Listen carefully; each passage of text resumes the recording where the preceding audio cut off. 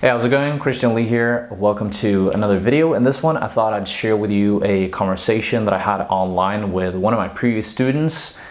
His name is Maxwell Turner. The reason I wanted to share this with you is because right now I'm working on putting together a new cohort of students. I'm seeking out 7 new students who would like to basically work on songwriting, learn how to write chord progressions, and how to actually finish songs. If you're interested in that, you can check that out by clicking the link in the description below. But if you're a little bit curious about what this is all about, then I really want you to check out the rest of this video. Me and Maxwell, we talk a bit about what his goals are, what he managed to achieve during the calls that we had together during the guitar lessons that we had. He talks a little bit about what he thinks about the step-by-step plan that I created for him and also the plans that he has for the future. So it's a really exciting conversation, and it can be an interesting one if you want to have a bit of an insider look into what I'm actually doing, which is, helping people make and finish their own songs on the guitar. So yeah,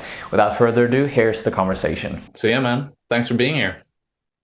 Yeah, thanks for having me. It's been really helpful meeting with you these past couple weeks, just because you opened my eyes to a lot of ideas on mindset and working working like it's a job, not just treating it like it's a hobby. If it's something that is really special and means a lot to you and you want to get somewhere with it, you got to treat it with discipline and tackle it like it's a job. So yeah, it's been really helpful.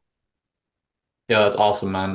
One thing that I noticed about you when we started to work together was that you were very good at taking this knowledge in and taking it seriously, and you started applying it right away. Which you actually took a bit of action. You started working on your songs.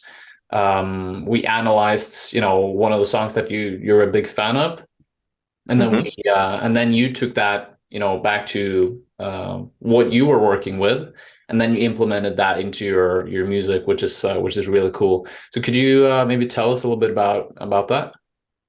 Yeah, for sure.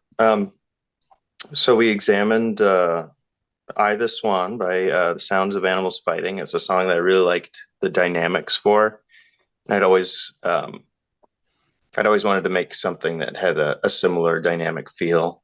We examined a specific section where, after sort of an A and B section, the chord basically drops down a half step um, from the root, I believe, and it goes into sort of this passage. It's kind of an interlude. I don't know what you would call it. So the goal was to sort of replicate that within a track of my own. And the first time I didn't quite get to it, but the second time around we put a little bit more it put a little bit more vision to it, so I had a better idea of where to start from. And so I thought, make like a shoegazy sort of style song, and implement that sort of interlude towards the end. So yeah, it's pretty fun to work on. It's not the greatest mixed thing, and some of the none of the yeah, it was fun. Yeah, that's great. Um, that's interesting, man. That we managed to do that together. And Yeah. one of the things that's really hard for most musicians is to actually finish the songs they're working on, and create that vision that they have in their mind, or that sound they have in their mind. In your case, like you said, you wanted to create something that was a bit more dynamic, wasn't it? And Yeah. a lot of these songs, especially this song "I the Swan," definitely has, like, they're really good at using that Mhm. dynamic, fluid nature, and really pushing that to its limit. Right. And especially with this like C section where they drop down half a step, it really adds something interesting to the song that makes it it's a bit spicy. It just Yeah. Feels like a left turn. yeah, Yeah. exactly. Is there anything else that we worked on that you think was interesting, that catered to what you want to do in the future, do you think? Yeah, I really liked you told me you had talked to, I believe it was a guitarist from a band, a musician from another band, a larger band, and Mark that they had Bowen. this concept. Hmm? It was probably Mark Bowen Circa? from Idols. Oh, Idols. That's right. Yeah, Yeah. Idols. And you had mentioned that he had explained this concept of having a like a project document or sort of a one sheet, um, where you nail down specifics on what the track's going to be, what key we're going to maintain, um, how many sections there are, just basically giving yourself constraints. And I really like that idea because a lot of times when I start working on a project, I just start with a blank canvas and figure it out as I go. And to have like constraints before you even pick up the instrument or open your DAW it's pretty nice. It helps you really narrow down what you're trying to create. It's like you got a giant block of marble, and it's so much easier to carve it into a beautiful sculpture. Mm. Yeah, that's a good way of putting it. Because if you have an outline or a draft, a set of rules to start with, then you limit yourself and you're not exposed to this chaos of the mind, so to speak, where Mm-hmm. there's just limitless possibilities of what songs you can make, which again makes it so much easier to actually take some action and Yeah, finish the song as well, you know. Um, for sure. that's cool.